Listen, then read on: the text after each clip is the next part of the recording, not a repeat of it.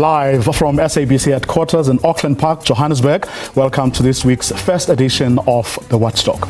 My name is Vuyo Mvogo, and on the show tonight, South Africa, Africa and the rest of the world honor Nelson Mandela.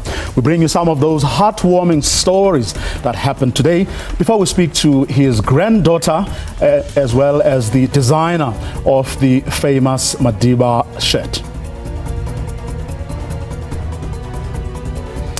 Former Robben Island prisoner Seth Cooper completes tonight's Mandela Conversations, looking back at what Madiba and his generation of leaders came to represent in light of the challenges we and the rest of the world face today.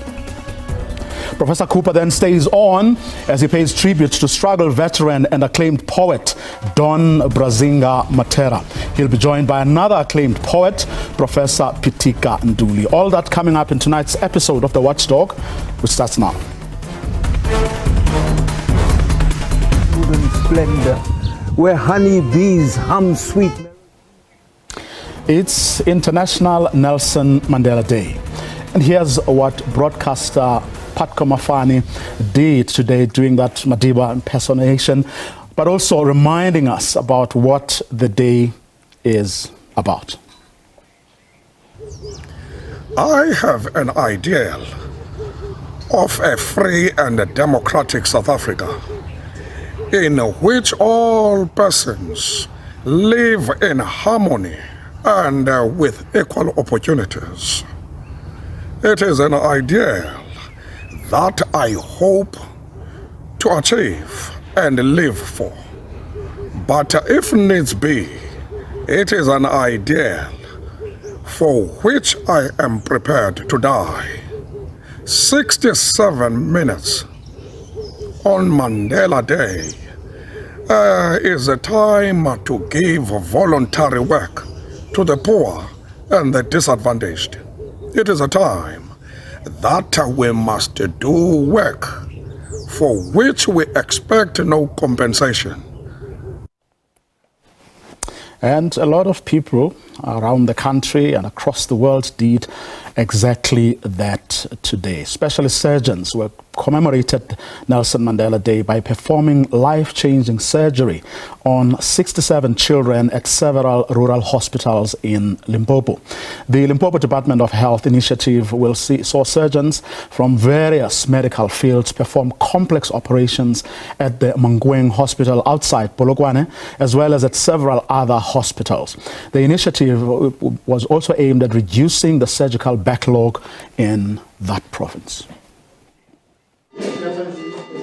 Yet another special occasion used to reduce the surgical backlog in Limpopo, this time in honor of the country's first democratic president. The beneficiaries are children up to 12 years of age.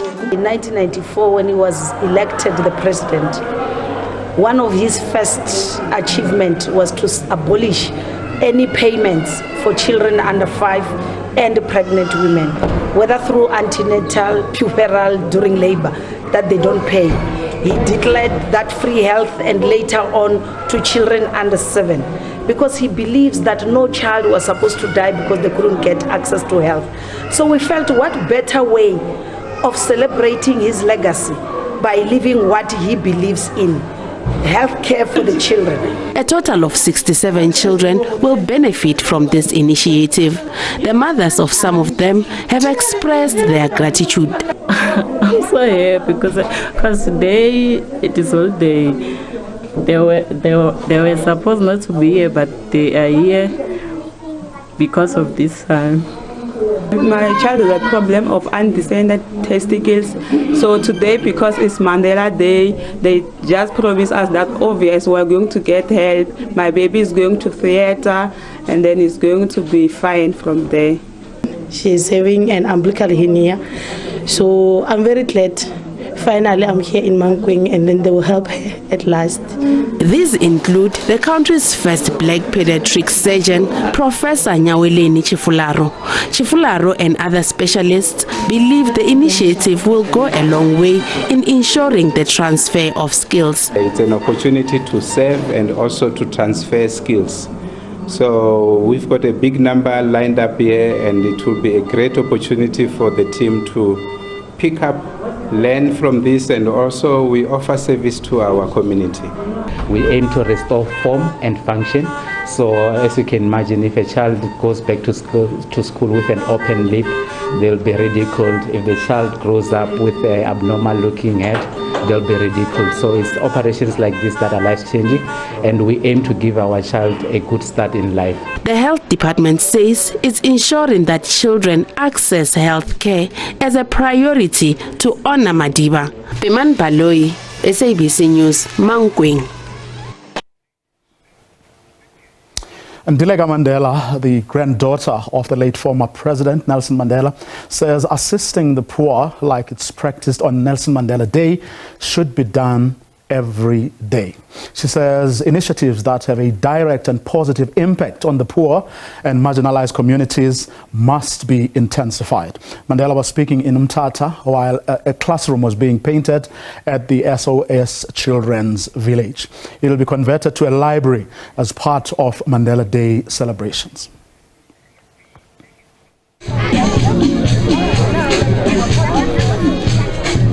The development of the less fortunate is what Nelson Mandela was known for.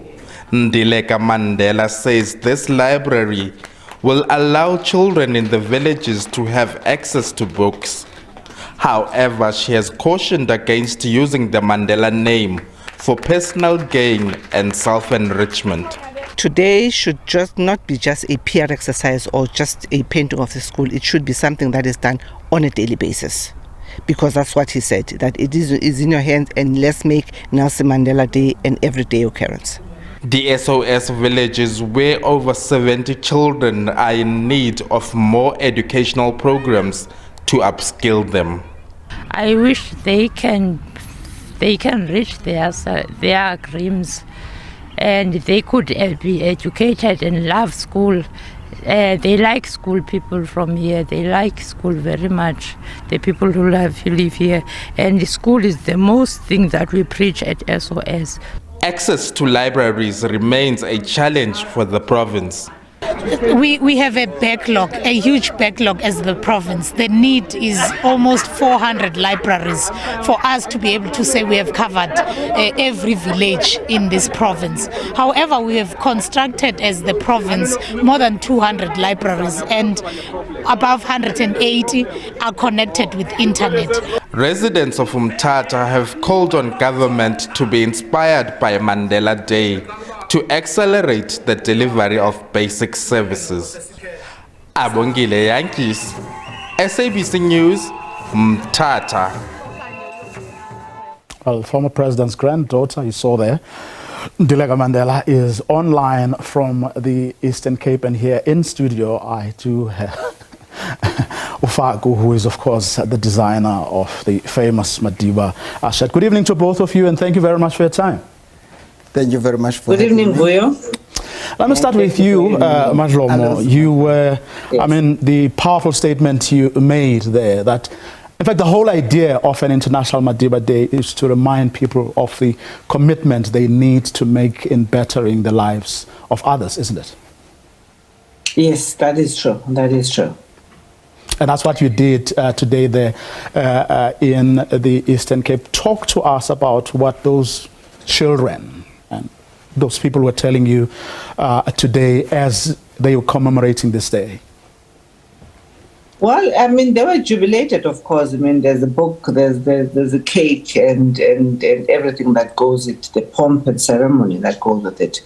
However, as I said in my statement, you know, Nelson Mandela Day should be more than just his birthday. Yes, things can culminate into his birthday. However, what he wanted was the betterment of people's lives on a daily basis. And that need not be a huge, grandiose thing. It can be as little as giving somebody hope. You know, I was listening to Prince Harry today giving his speech at the Union General Assembly about International Day, and he talked about how Granddad kept hope alive despite being in prison for so many years. And if I have to take a snapshot back into letters that he wrote to people around my dad's death, he speaks to Anzinzi and Anzeni to say that, I hope to see you one day. This was back in 69. So even as fresh as he was like 7 years in prison, he had the hope that they will be released one day. Mm-hmm. And that hope was realized. So, it doesn't need to be this grandiose thing. It has got to be in the small little things that people do on a daily basis. I believe in the philosophy that says we can change communities one life at a time, one community at a time. In fact, in the province where you are, which is a province of his birth as well, scores of people are particularly vulnerable, poorer in so many respects compared to some parts of our country. That is very true. That is very true. During COVID, my heart broke when I read that Eastern Cape people were scavenging in the bins. That is not what our struggle icons fought in prison for the poverty and squalor that we see around us. And that's certainly something that really bothered Granted even back in the day when he was alive. That the poverty that he sees around whenever he drives, it really breaks his heart. So Nobile Damasa, yes, sir. You played your part. What did you do today? Today, actually, I was so fortunate that first and foremost, there were quite a number of young people that came into my studio who were looking at the making of the Madiba shirt.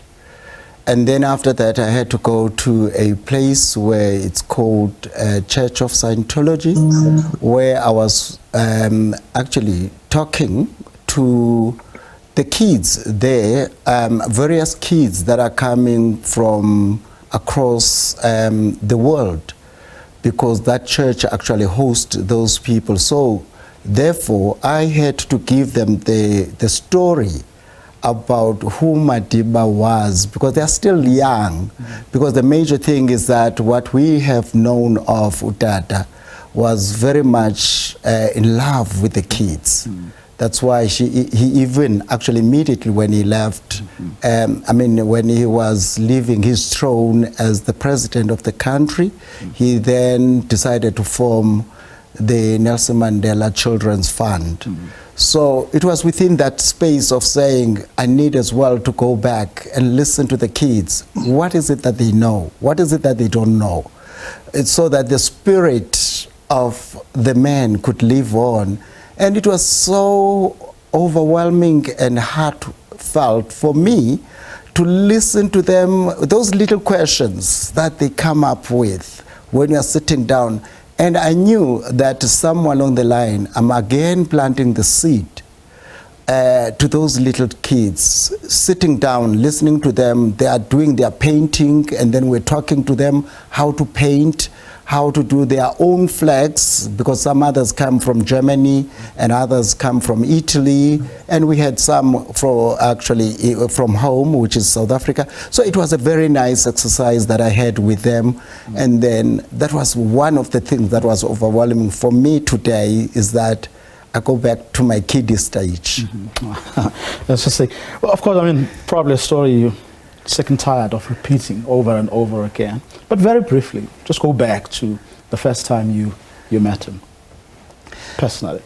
The first time that I met Utata, it was an overwhelming thing that when I met him at Vilakazi Street, and immediately when he was released from prison, and that was the time where Mama Winnie was still alive. May her soul rest in peace as well, both of them anyway. So it was the time where then when I get into Orlando West, and then Tata started to say, oh, are you a Pondo? And then I said, yes, Tata, I am from the Eastern Cape. And then Mama started to introduce me to Tata at the time. And it was very overwhelming. And then Tata started to narrate together with Mama, what is it that they wanted me to do for the, for Utata, and as was introduced as a designer, because I used to design for Umama then, and also for Uzinzi and Zenani at the time. So as they say, that the rest was history.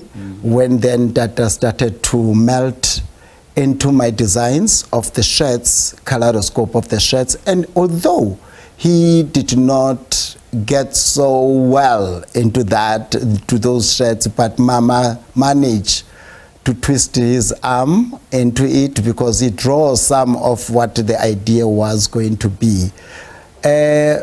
Exciting enough. When then Tata started to, but another thing that was happening is that Mama was saying, Tata was saying at the time that he wanted something that is going to look cool into his body, and it was more of a health scenario as the time that I was designing those kind of shirts for him. It was not like a stylishing things that he wanted to come out and look exotic in a manner in which people thought that it was, but it was for health condition as well. And Dileka, you miss him every day. We follow each other on social media. Every now and again, you post picture of you and him, or just him. How has it been over the years since he passed? Well, there's times that I miss Granddad so much, and I can safely say that the last 3 years of his life were when we really bonded, because I stayed by his side, as a medical nurse, and also became the liaison person between the medical team and the family. So those were very special years that, there are times when something happens and I know that I would have told him and he would laugh, would have a good laugh about it. So I still miss him dearly, and, but I cherish the moments that we spent together, either in Houghton or in Kono. Any special moments you keep recalling, thinking about? Yes, there was a time that in 2012, I had come to see him in Kono. I would spend, I'll come on a Thursday and leave on a Monday afternoon. And on that particular weekend, we sat and watched a documentary together. It was just the two of us, and the nursing, the medical team receded. And it was something that I cherish, because I felt at last, during his latter years on earth, he became mine. Because my illusions that I had when he was in prison, that when he'll be released, he'll be my grandfather, was shattered when he became everyone's grandfather, And it was something that I had to go through the motions and wrap around my head and come to be at peace with. So when those moments happened, it would be just the two of us and just conversing, or just sitting and sharing space and energy together. He would be reading, and I'll be also reading his papers. I'll be reading my book. So that weekend, we sat and watched a documentary, just the two of us, and it was something that I had always wished to go to the movies with my grandfather. Yes, it's not a movie by a long shot, but it was just the two of us watching something on TV. So, Mabele, how best should we preserve, but also really keep a legacy of someone like Nelson Mandela alive? From where you sit, when you look around, look at our country today, look at the world, how best do you think we can preserve his legacy, promote it?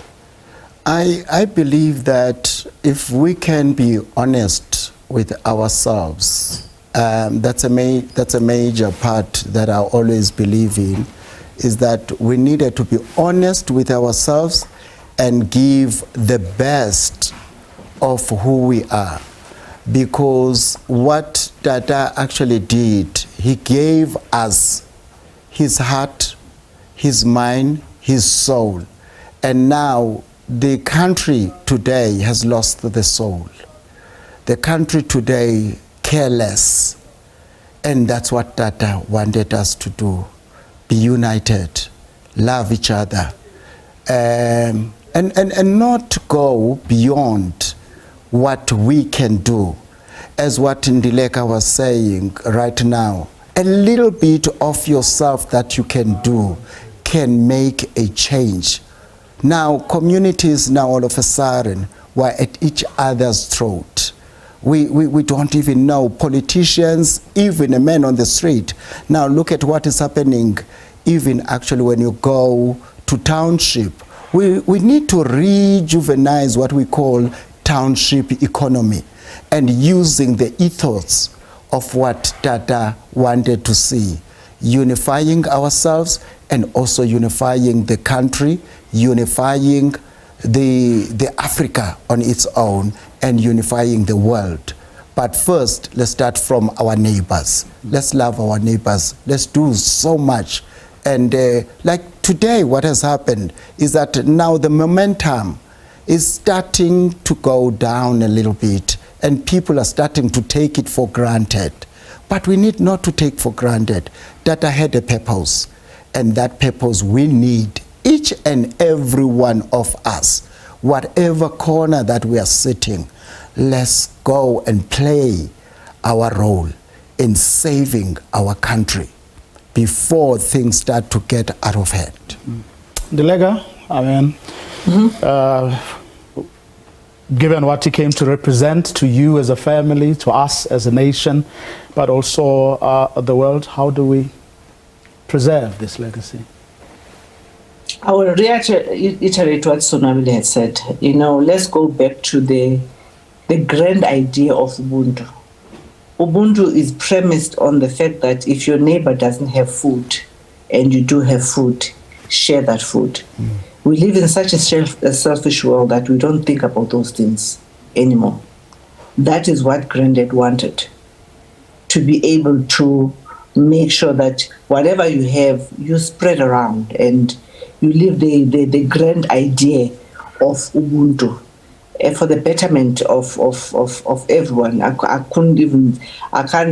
add more. I can't add more to what Sonamile has said, because that was the very essence of who Granddad was. A humble person, a real servant of the people.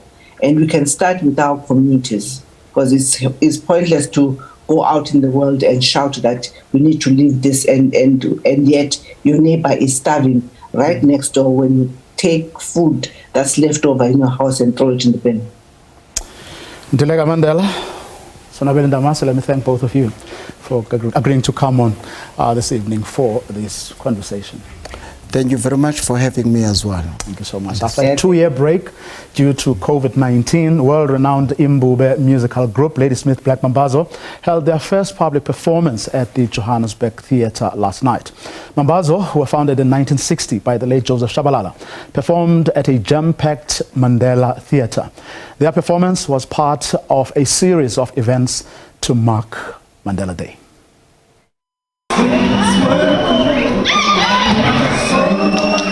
The eclectic voices from Mnambiti, back on stage after a 2-year lull due to COVID-19. Mambazo, as they are affectionately known, partnering with the Nelson Mandela Foundation to pay tribute to an icon, Nelson Mandela.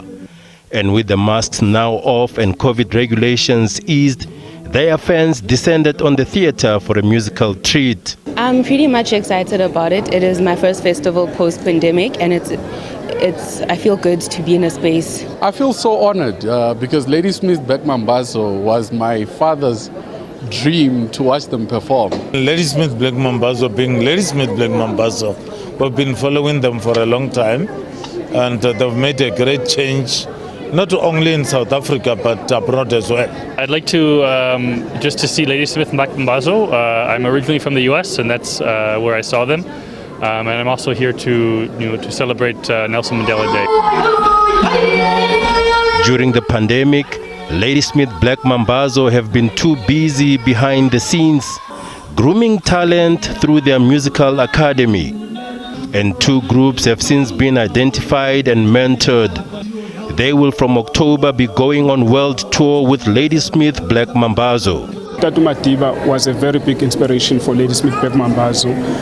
He gave us the inspiration when we went to sing for him at his birthday in 1993, where he stood in front of us and told us that our music had been his inspiration while he was still in prison, and encouraging the group to keep up doing the good work. So this performance is very special for us.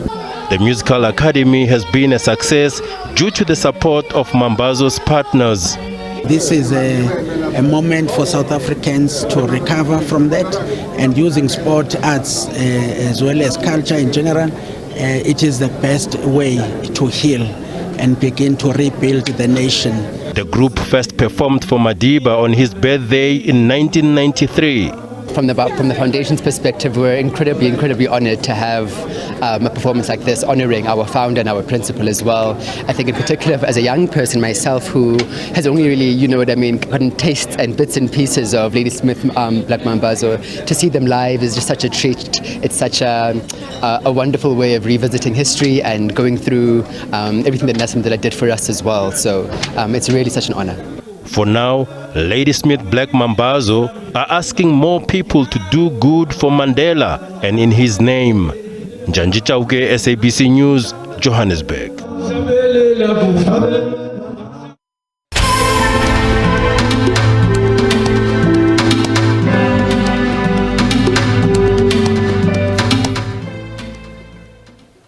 Up next, we pay tribute to acclaimed poet and struggle activist Don Mattera.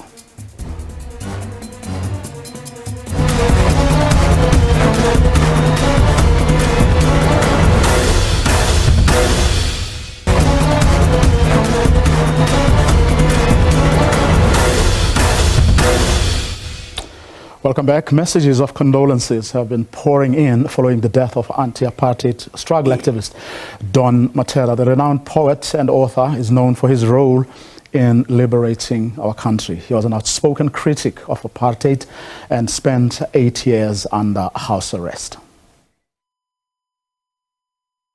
We want to also take this opportunity to convey our condolences to the Mattera family. We have just received information that Don Mattera has passed.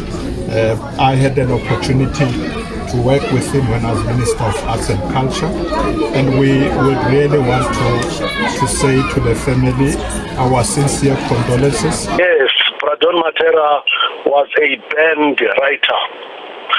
Don Mattera was one of the struggle icons of our liberation, and he used his poems, he used his poetry to teach the young people, to conscientize them about the struggle. Another giant has fallen, a liberation giant, a pillar of strength. Don Mattera is no more. Don Mattera conscientized us as youngsters through his poems. He taught us self-reliance. The passing of legendary poet and anti-apartheid activist Don Mattera has left South Africa more poorer. He was one of the best poets South Africa has ever produced. He was a voice of reason, a voice of compassion, and an activist who cared deeply about his society. Well, joining me here in studio to pay tribute to this great icon are Professors Pitika Nduli and Professor Seth Cooper. Good evening to both of you. Thank you. Thanks very much for coming through. I met Don in person 1992. I think earlier when we spoke, I told both of you the story. Hopefully I'll find time a little later on to tell that story. Perhaps I should say that if it wasn't for him, if it wasn't for a call that he made to me, I wouldn't be sitting here with the two of you right now. I wouldn't be who I've come to be. Your fondest memories, Prof, of Don Mattera? Don has been a friend and a comrade for a very, very, very, very long time. And when you said that he was under house arrest for 8 years, he couldn't write, they could not permit his poems. I'd like to quote a stanza from his poem when he came back out of that. He said, "Where was I that I might emerge from the burning furnace of my spirit to call on an aggrieved people towards a rebirth and insurrection against these nocturnal beasts who guard our dreams and command our poems to kneel before their guns. Here was a man without bitterness. He always said to me, let's be angry, but let us not hate. Without compassion, there could be nothing. I like to pay tribute to Teddy, the siblings, and the entire family, who know how much we worked and we struggled together. But today we are not mourning, we should celebrate a life well lived. He mapped up his life, whatever the consequences. Right now we'll all say, what a great man, and yet we neglected him when he was down on his luck. But he's a hero. He'll read poetry there. He'll meet Matsimela Manaka, Pika Masego, Mtumyeza. He'll meet all the poets, Mazisi Gunene. I wish I would join them there to have a poetry reading in the sky. Beware of what you wish for. Beware. So, yeah. Okay. I've known Don for over 50 years. And when I met him, he was the PRO of the Labour Party. And I was PRO of the Black People's Convention. And he was at a meeting in Lenasia where he was addressing a group of politicians and the public on creating a local affairs council. So of course we were created on the basis of non-collaboration with any part of the enemy, the apartheid system, and what it connoted, even though we were imprisoned by it, geographically, educationally, and so on. So here was Don being the keynote speaker in the cinema in Lenasia. And I recall asking Sadek Variava to call Don out so that we can have a chat with him. So Don came out, he was very enthusiastic. And immediately I say, Don, how dare you come here and spout this sectarianism? And he listened, and I could see him get angry. And he understood what I was saying, and so annoyed was he that he took his top off. So I said to him, Don, are we going to fight now? He says, no, I'm going to show you my struggle, my scars from the struggle. So that diffused the situation. But he, from that point, actually started the journey of leaving sectarian ethnic politics and joining black consciousness and moving on to Africanism. So that began his journey, if you like. And he always reminded me of how that was a turning point. So Don was a great soul, warm, embracing. I got to know his family, and he had a large family, still has a large family, and engaged with him at different levels. So I recall a few years ago when he was he eventually accepted nomination for a national award. And when he got it, he called me and he said, I won't use the words he used, but basically he was saying, these guys have given me, instead of giving me the highest award, they gave me, I think he got a bronze or a silver instead of gold. And he said, I'm going to reject this thing. So I argued with him and said, you know what, they don't care. The guys who are making these awards actually don't care. So if you reject it, it will be a statement that will go unnoted. So accept the award and use it for what you need to. So he reluctantly accepted that award. But he was a very broken man that he didn't get a higher level, which he deserved. And lesser known artists have been getting these kinds of awards. So there's something uneven in how we affirm our heroes and heroines. I mean, yesterday we paid tribute to Jesse Duarte. They had the same origins. They came from almost the same physical spaces. So Don was somebody who was different things to different people. And he was involved with some of the youngsters, like Dennis Bloom said he was conscientized. Reuben Hare was involved with Don Mattera. And in Coronationville, in all those areas, Don was larger than life. He influenced the Labour Party. Ahmad Dango was the president of the Labour Party. Yasmin Jesse Duarte's brother. And they also broke with the Labour Party, and this blackness overcame them because it was the spirit of the 70s. And so there was an entire train of events and people who took that journey and find themselves in different places now. So yeah, Don was Brazinga, everything to a lot of people, but an inspiration. Indeed. Because I mean, I was in the Weekly Mail newsroom between 1993, 1994. He was always there because he was coordinating the training program, and that's how I was introduced to journalism. That call I mentioned to you, Ella. And he was just like larger than life personality. Everyone. I mean, and it was infectious, you know. I mean, if you were next to him, you were free, you were happy, you know.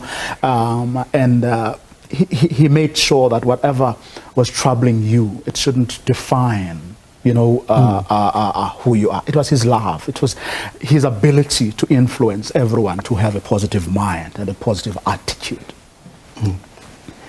We quarreled with Don because Don was incredibly in love with my wife. Whatever that means. So he would come, when he come into the house, he won't notice me. He'll just sit down there and say, "Shut up, you just go and sit, you know, down there." But what Innocence was saying here, which was very interesting when he got the bronze, you know, thing. Then he says to me, "What connection do you make here?" I said, "What do you mean, what connection here?" He says, "Then we are not a poet." I said, "What?" He said, "Do you remember the poet called Gerald Manley Hopkins?" And immediately it got into my mind, you know, because Hopkins lived at the same time with Swinburne and with Swinburne and Byron, I think, and they were praised highly, and he was not praised. And he wrote a poem, I'll quote a stanza at the beginning, when the poet was complaining to God. "Thou art indeed just, Lord, if I contend with thee, but say, what I plead is just. Why must sinners' way prosper? Why must disappointment all I endeavor end? Were thou my enemy or thou my friend, how wouldst thou in defeat thought me? The swords of lusts thrive more than I that spent his life upon his cause. See bank and breaks filled with petty chevrils. Give me roots." He was that kind of a person, always full of humor. The last time we had a party in our house, and he came in there, and somebody, I don't know whether it was Tinyuko Maluleke or whatever else it is, someone picked up a glass. He looked at them, and then he said, "These young people have no respect these days," and everybody just simply picked up the meeting, and then he went to Peggy, you know, Kumete, who's tall, and he went underneath and said to me, says, "He is very tall, but, you know, teach him something." That kind of a person, nothing was too serious and nothing was too trivial. That's just what the manner of a human being you would find. I think psychologists could unpack them for us. Well, I mean, in spite of the fact that, I mean, well, in the end, I mean, he became an active member of the Pan-Africanist Congress. But, you know, notwithstanding, I mean, remember, we've come through some seriously bad times in this country. You know, the whole Varara Zim dichotomy and all of that. But he was able to transcend that. he was loved by everybody. In other words, he was able to be himself, or who he wanted to be, and the ideas that underpinned that, but at the same time was always open and embracing of other people. Yeah, no, Don in many ways is a true son of Africa. The southern tip of Africa is where we're told some 96% of the world's population can trace their DNA. And Don, in a literal and figurative sense, was that.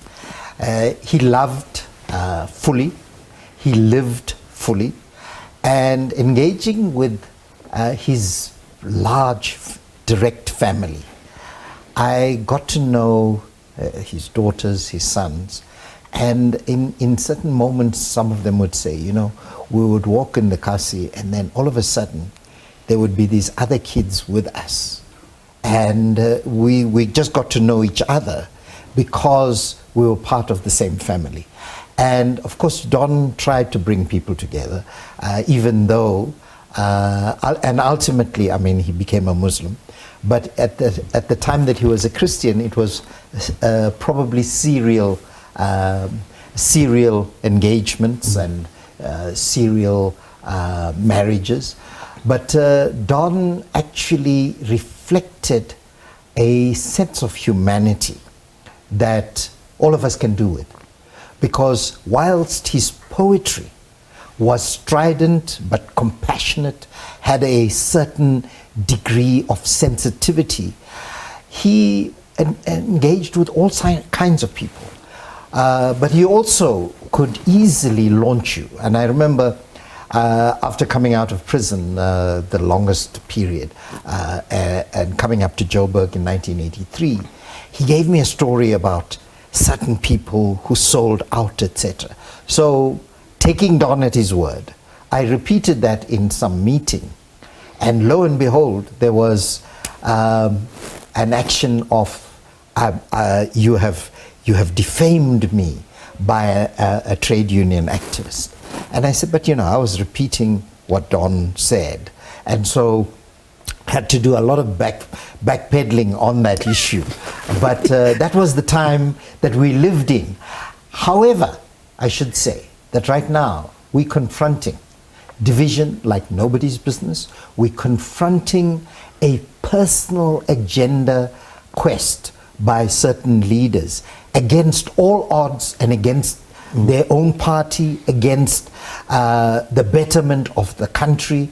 And we are stuck with people who actually played dual roles. Don would always point to how in the newsrooms he knew so-and-so and so-and-so who worked for the other side. Now there was a gut reaction to that, but some of those people are still around and they have become doyens in the media, for instance. Then in political life, people in the majority party, fast becoming a minority, blame each other and name names of who sold out when. And the problem is that we haven't had the honesty to say, you know what, at a certain time, I succumbed. There's no harm in saying that, but there's still this steely sort of struggle, liberation ethos that belies how people actually sold us out. And that, I think, is what is our undoing right now. Terrible as it may sound, and we've just, we're celebrating Mandela, the great reconciler, but he himself got rid of those files that de Klerk presented him with. And the result is part of what we have inherited now. And that is something. I also say to former President Zuma, why aren't you releasing the files instead of just threatening to do so? We need a reconciliation, but it can only come with confronting our demons. In fact, what you just said reminded me of something that happened yesterday. outside the Jesse Duarte's house, as her remains were going to be later taken to West Park Cemetery, where the service was held. And for the sake of our viewers, the visuals, we keep showing you the live visuals from West Park Cemetery of the service, where perhaps we can take a little listen to his son talking, if we can. As his children from Westbury know him, he stopped it to them. Don Mattera was not just Don Mattera, he was a peacemaker. Every gangster knew him, every person knew him. He loved children. He started a game where they said, "Oh, Don Mattera, hy vang my." Ek sal nie die woord sê nie. But it is still going on today. Don Mattera, as I said earlier, he was a selfless person. He believed in humanity. He believed in Ubuntu. Don Mattera lived for people. When Don Mattera says to you, turn around and help somebody, don't ever forget, he means something. Don Mattera was not a racist people. Don Mattera was not a nationalist. Don Mattera was a human being. And for that, I take my hat off to my dad. Hard shoes to fill, but we know he's left a legacy for his children. Not only for his children, but for other people's children. He's left a legacy for South Africa. His footprints are all over the world. And to that I say, Mabuye, Buradon, Amagatle Baba, Lalagatle Baba, Awe, Eta. Thank you very much. Wow. Don Mattera's son paying tribute to his father. I met him yesterday at the Jesse Duarte funeral, and I was asking him how he was. He said, "Oh, well, struggling, but hey, it is what it is." Little did we know that hours later he would no longer be with us. I want us to end this conversation by talking about what people like Don Mattera came to represent, and this on a day when the entire world is paying tribute to Nelson Mandela. I would, Don Mattera was everything, but essentially a poet. He always said, "I am not alone. I carry nations with me." He was not only interested in South Africa, he was interested in Palestine, was interested in everything that happened. I'd like to read, I'd like just to share a poem. A poet must die. His memory threatens their survival. The breath could start a revolution. He must be destroyed. Burn him, send him to the island, call the firing squad, but remember to wipe his blood from the wall, crush the house, kill the neighbors. If their lives are to survive, then the poet must die. But Don loved, children. The last conversation I had with him, we were sharing, poems on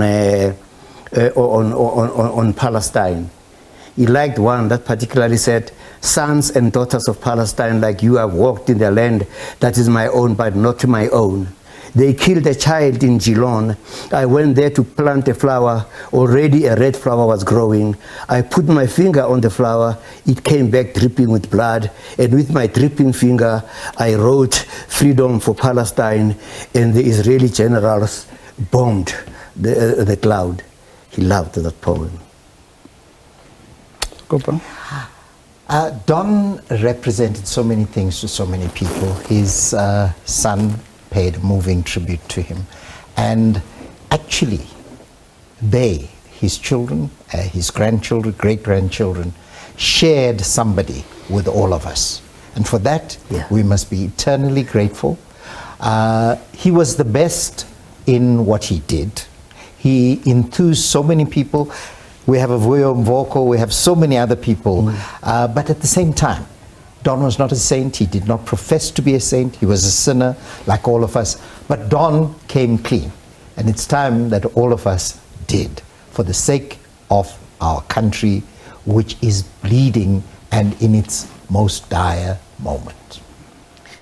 I think Thirst and I, on this Patawan, we speak through the same mouth. Let me thank both of you. We're going to show some of the visuals of what is happening now at Westport Cemetery. And while we're doing that, I'm hoping that we can still get a poem. Don Mattera himself, in his own voice, in his own words, as we end this show. And comrades at large. My name is Murakabi Raksiakwa from the Right Associates and South African Literary Awards, and we are so proud that together with the Department of Sports, Arts and Culture, in 2006 already, we honored Don with the Lifetime Achievement Literary Award in Bloemfontein. I picked up a poem he wrote as if he was writing it for today. Remember, the title of the poem. Remember to call at my grave when freedom finally walks the land, that I may rise to tread familiar paths, to see broken chains, fallen prejudice, forgotten injury. At the age of 8, skreef ek klaar 'n poem. To the veld I would like to wander, there where sunsets a golden splendor, where honey bees hum sweet melodies and the white felt flowers scent the morning breeze. Oh, how my heart there longs to roam to that wide open world that is my home, and to hear birds sing of a time to come when I will be the one that flies. The Watchdog will be back tomorrow night, 8 p.m. sharp. Until then, have a good night.